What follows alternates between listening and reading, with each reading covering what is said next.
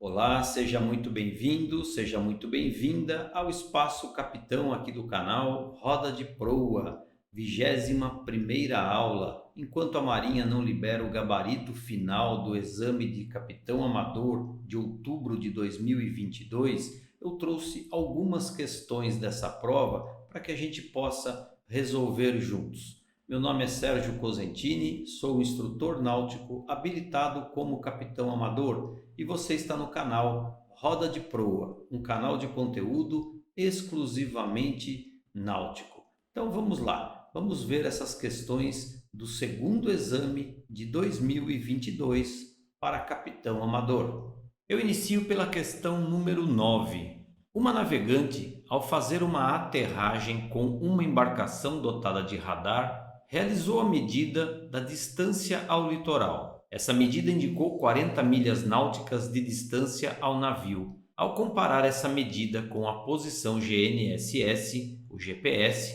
ela verificou que havia uma discrepância de 6 milhas náuticas para menos na posição GPS.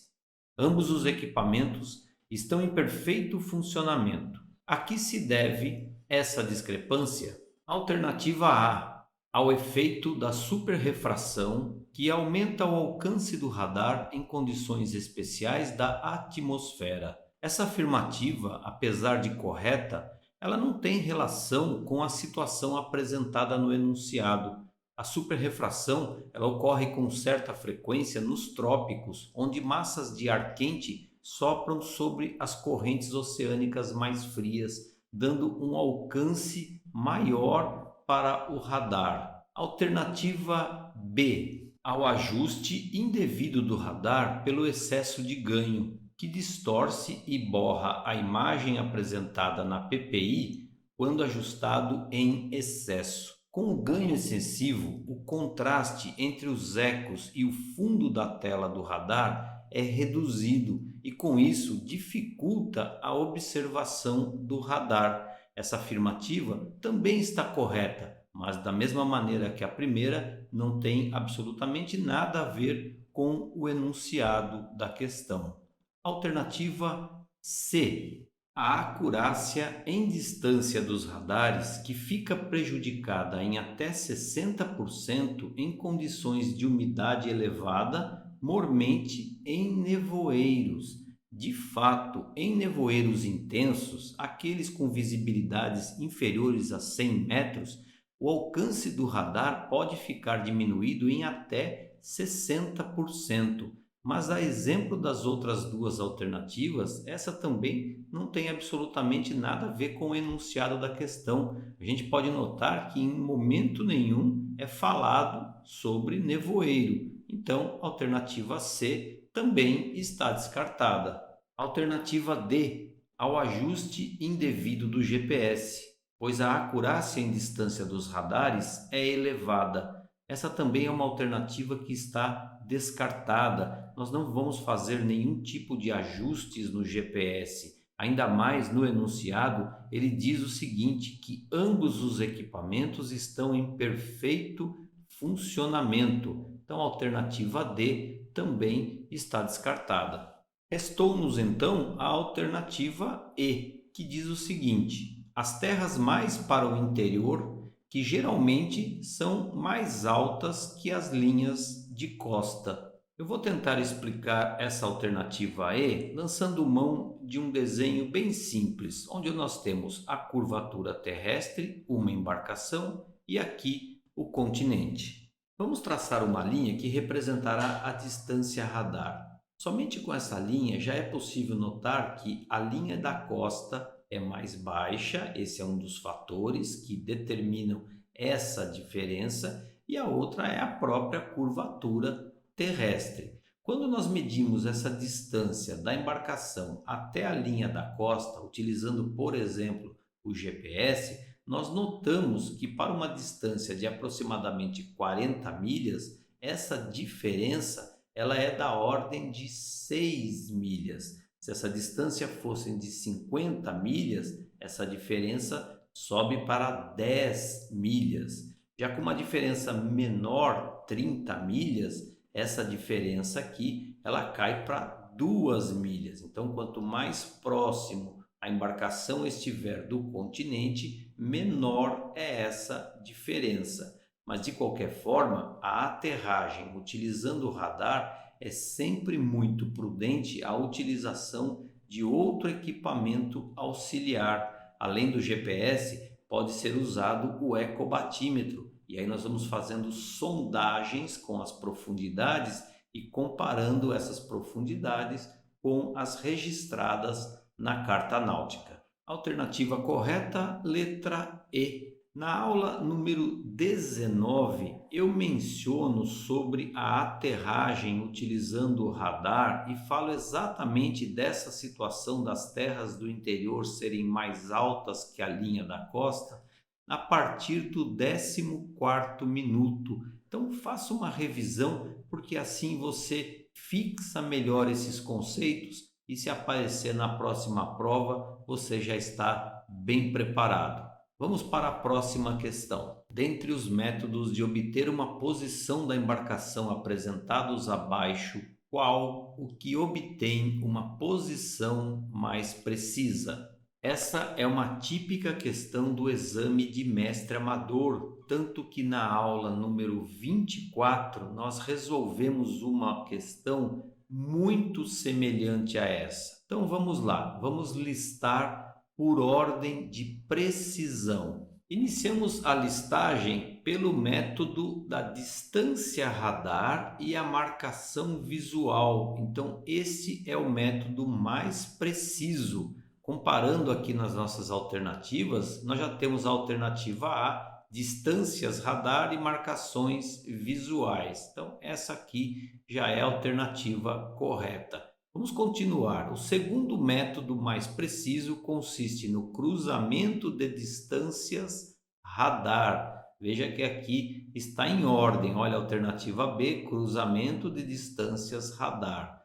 O terceiro método, distâncias e marcação radar. Então nós temos aqui a alternativa C, distâncias e marcação radar. O quarto método é o cruzamento de marcações radar. Então aqui, letra D, cruzamento de marcações radar. Veja que as alternativas obedeceram exatamente a ordem de precisão. A última aqui, marcações radar e marcações visuais. Isso aqui não tem muito sentido. Você marca com radar e marca também visualmente. Então essa aqui está completamente errada. A alternativa correta dessa 12ª questão da prova é a alternativa A. Questão número 16. Dentre as alternativas abaixo, assinale a que apresenta a melhor configuração de ajustes para o radar de uma embarcação que está realizando navegação em águas restritas no período noturno. Mais uma questão que já tinha sido abordada em aulas aqui no canal, a mesma aula número 19, onde nós configuramos o radar para utilizar as paralelas indexadas. Essa configuração é exatamente a mesma utilizada aqui em águas restritas no período noturno. Então, para relembrar essas configurações e depois comparar aqui com as nossas alternativas, eu vou trazer aqui uma das telas utilizadas nessa aula número 19.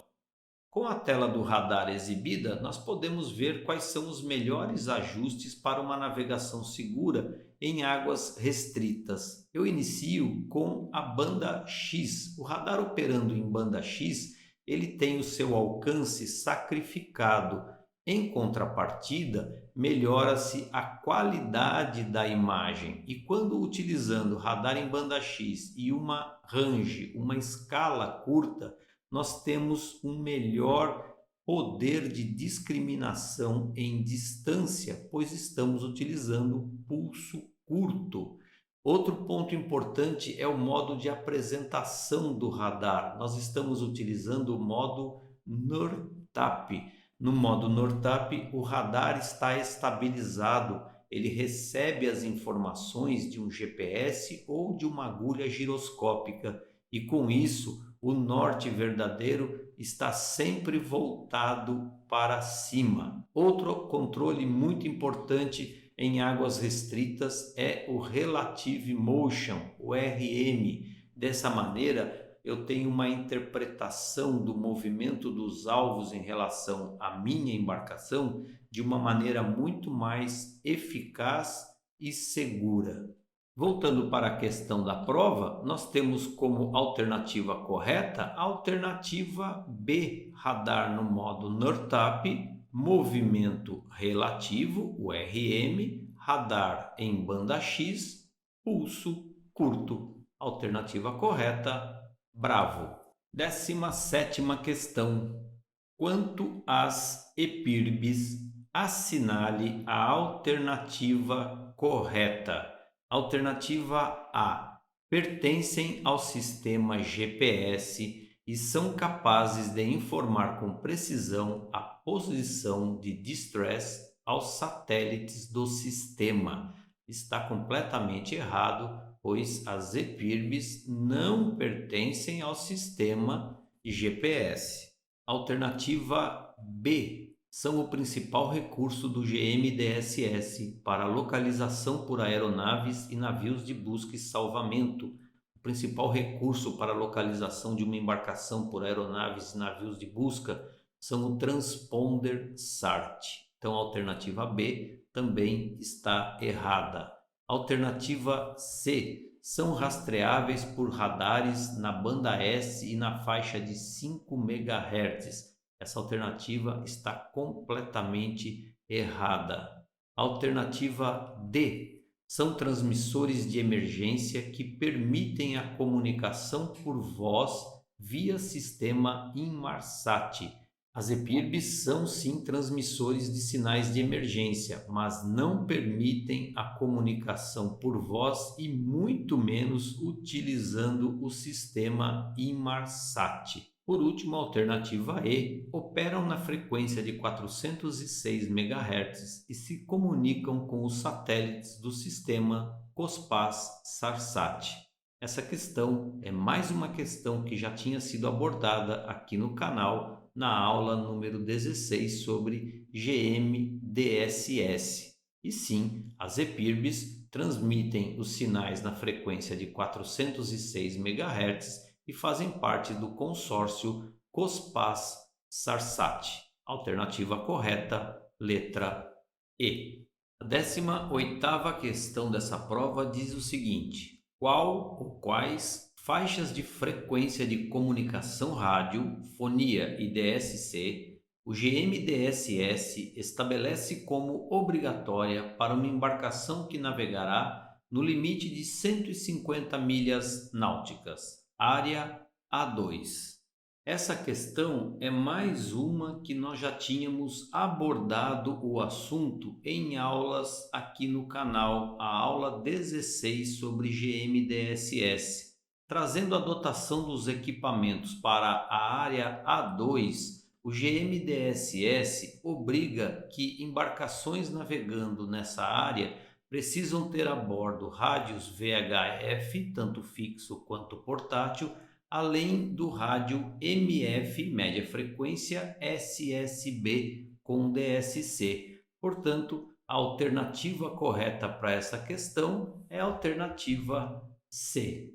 Essa 21ª questão da prova é mais uma que nós abordamos na aula 16 sobre GMDSS. Um capitão amador brasileiro, ao navegar nas proximidades das Ilhas Virgens Britânicas em seu iate, poderá utilizar um equipamento dedicado ao recebimento de boletins meteorológicos via telegrafia, com impressão direta em banda estreita no padrão MSI e que usa a frequência de 518 kHz. Qual o nome do serviço em que esse equipamento opera? Vamos às alternativas. Alternativa A, MMSI. Essa é a identificação do Serviço Móvel Marítimo. Na verdade, é um número composto por 9 algarismos que no Brasil é atribuído pela Anatel para identificar os equipamentos de comunicação a bordo. Então, essa alternativa está descartada. Alternativa B, LUT, Terminal local do usuário. As balizas de EPIRB transmitem os sinais de emergência que são captados pelos satélites COSPAS-SARSAT e então enviados para as LUTs. E isso não tem nenhuma relação com as informações de segurança marítima. Portanto, a alternativa B também está descartada. Alternativa C, SafetyNet, é um serviço Inmarsat que envia, por exemplo, as MSI via satélite em áreas onde não há cobertura do serviço Navitex.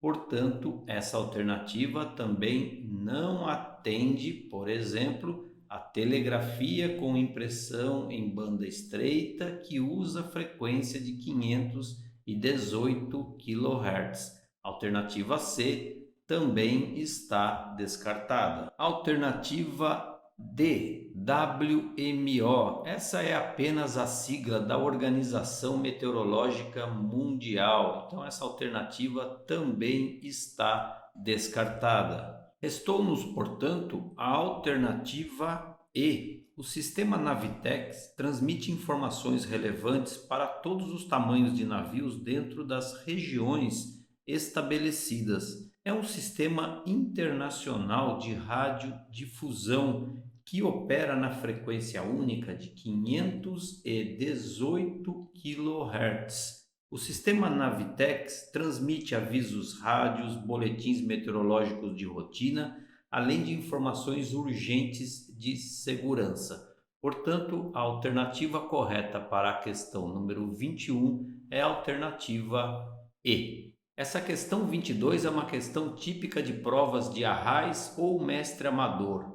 A publicação da DHN Lista de Faróis informa que o sistema de balizamento marítimo IALA da região B possui 5 tipos de sinais que podem ser usados de forma combinada. Dentre as alternativas abaixo, assinale a que não é verdadeira. Vamos analisar a alternativa A. Sinais laterais associados a uma direção convencional do balizamento são usados em canais bem definidos, indicando bombordo e boreste da rota a ser seguida. Até esse ponto, a alternativa A está absolutamente correta. Nós temos os sinais laterais, aqui o sinal lateral de bombordo e aqui o sinal lateral de boreste, que definem então a rota a ser seguida.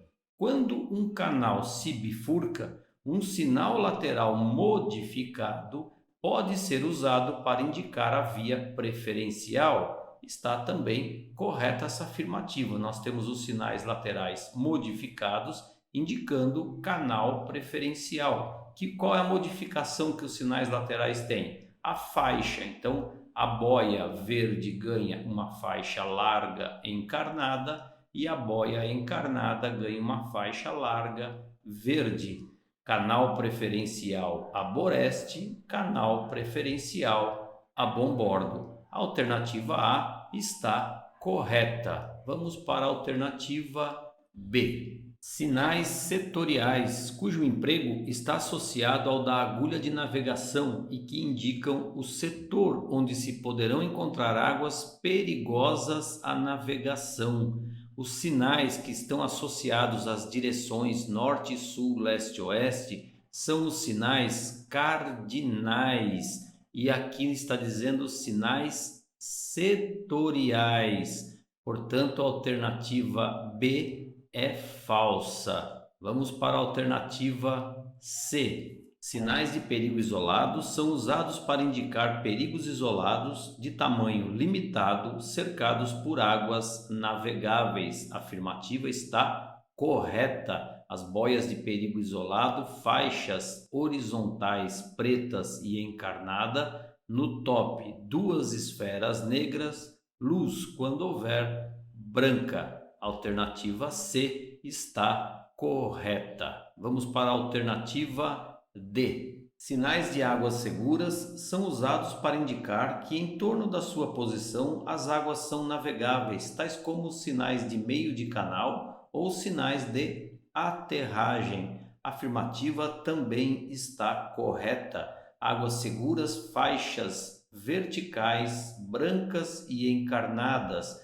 No top, uma esfera encarnada e luz quando houver branca. Alternativa D está correta. Alternativa E. Sinais especiais cujo objetivo principal não é orientar a navegação, e sim indicar uma área ou peculiaridade mencionada em documentos náuticos. Como característica dessa sinalização especial, nós temos que as boias são amarelas no top quando houver um X, luz quando houver âmbar ou amarela. Permitem diversos formatos, desde que não conflitam com as boias anteriormente aqui apresentadas. Alternativa E também está correta. Portanto, a alternativa falsa é a alternativa B.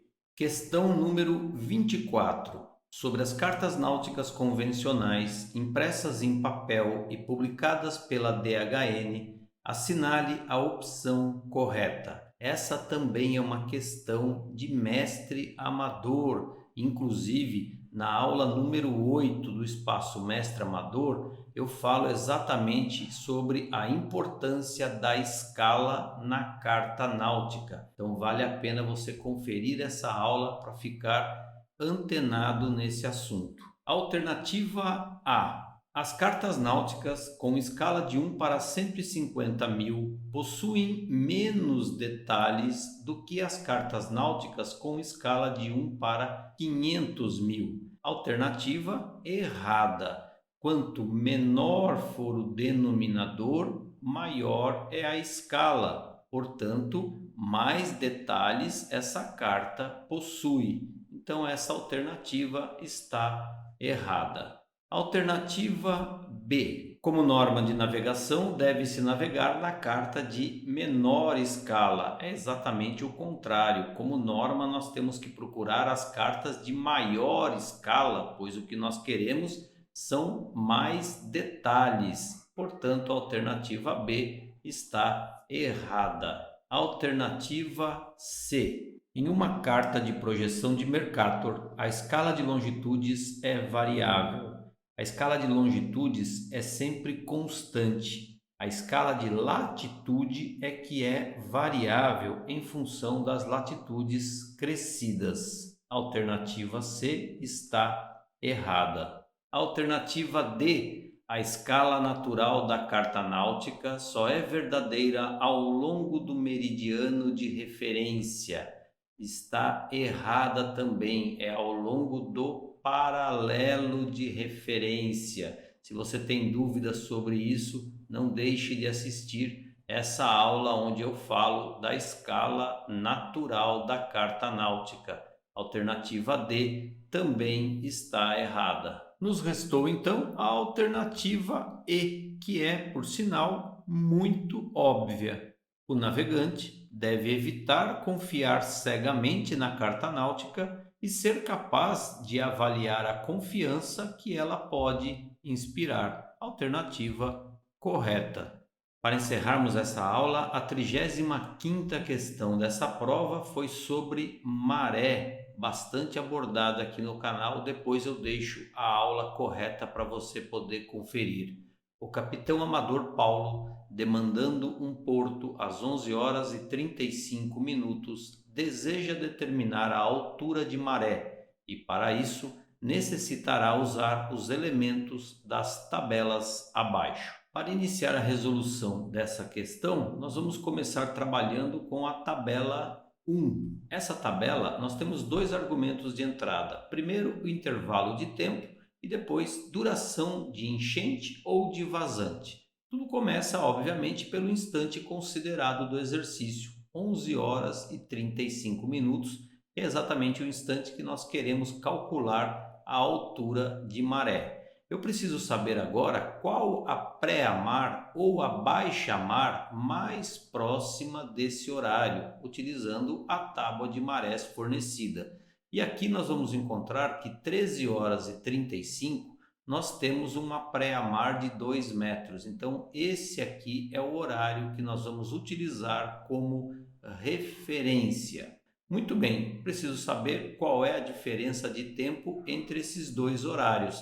13 horas 35 minutos menos 11 horas 35 minutos. 2 horas é o intervalo de tempo que nós vamos utilizar. Podemos inclusive marcar ele aqui na tabela, já deixar assinalado. O próximo passo agora é calcularmos a duração de enchente ou de vazante. No caso aqui nós vamos calcular a duração de enchente, porque nós temos a pré-amar às 13 horas e 35 e a baixa-mar anterior às 7 horas e 55 minutos. Então eu preciso saber de quanto tempo foi essa enchente. Então vamos lá, vamos calcular isso.